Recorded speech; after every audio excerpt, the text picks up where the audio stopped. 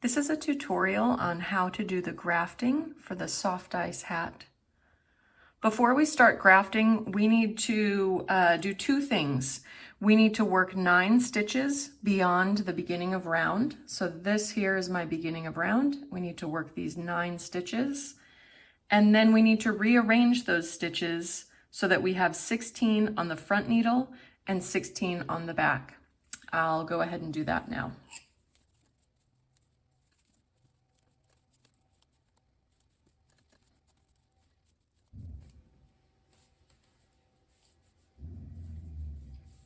Okay, so I've gotten to the point where I have worked those 9 stitches, and now you can see we are at that center side seam. I'll arrange it so we have 16 stitches on the front and the back. We'll be able to see that a little bit better. Okay, so now we're to the point where we have 16 stitches on the front needle and 16 stitches on the back needle. I use magic loop, so I have my 32-inch circular needles, but if you used DPNs, then you'll just have 1 DPN in the front and 1 DPN in the back.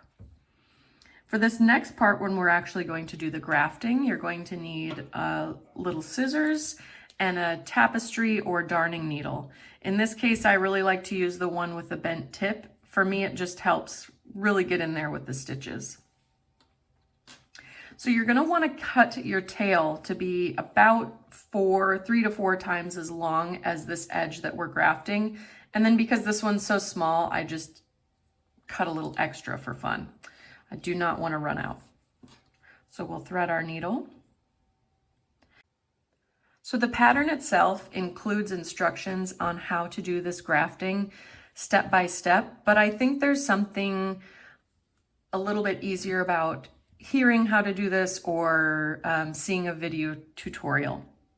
So there's 2 things that you're going to want to keep in mind when we're working on this grafting. One is that we're going to alternate between working stitches on the front needle and then working stitches on the back needle. The second thing that we want to keep in mind when we're doing a grafted bind off is that all stitches are going to be prepped opposite in how the stitch presents itself on the needle, and then it'll be removed from the needle in the same way that that stitch presents itself.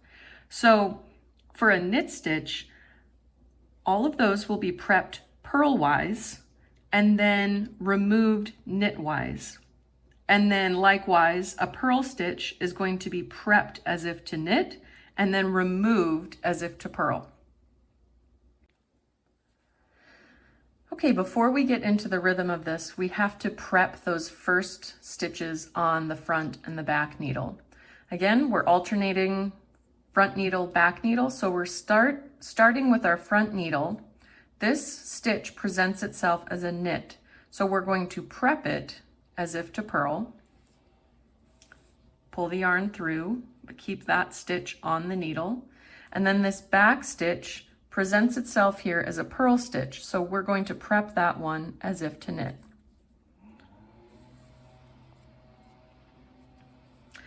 Now we're ready to start our rhythm. So again, we start with the front needle. This was a knit stitch, so we remove it from the front needle as if to knit. And then we're going to prep this next purl stitch as if to knit, but leave it on the needle. Make sure I don't get tangled up here. Now we move to the back needle. This is presenting itself as a purl stitch. We've already prepped it, so we're going to remove it from the needle as if to purl. And then this next stitch is a knit stitch, so we're going to prep it as if to purl. Pull that tail all the way through. You don't need to tug on it super hard. Any slack that's in there, we can go back through at the end and tighten everything up. So going back to the front needle, purl stitch, so we're going to remove it from the needle as if to purl, and then we're going to prep this next purl stitch as if to knit.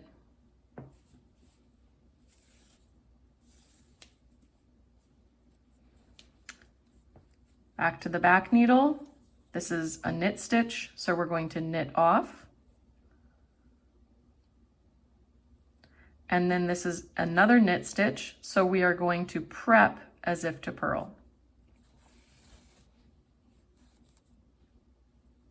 We want to make sure this yarn tail stays below both the front and the back needle.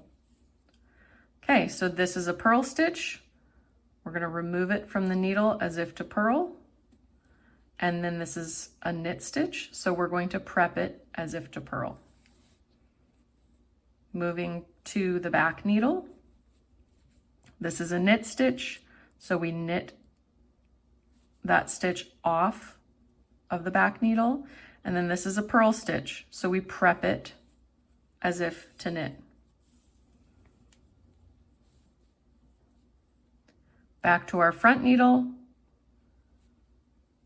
knit that stitch off, and then prep this next knit stitch as if to purl.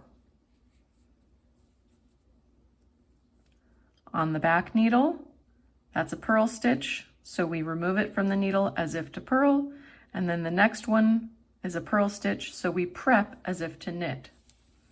So again, we're prepping opposite of how that stitch presents itself, and then we're removing it from the needle in the same way that that stitch presents itself. So here's a knit stitch, we knit off, purl stitch, we prep that one as if to knit.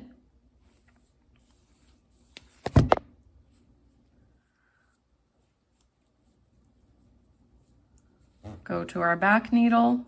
This is a purl stitch, so we remove it as if to purl, and then we prep this one, this knit stitch, as if to purl.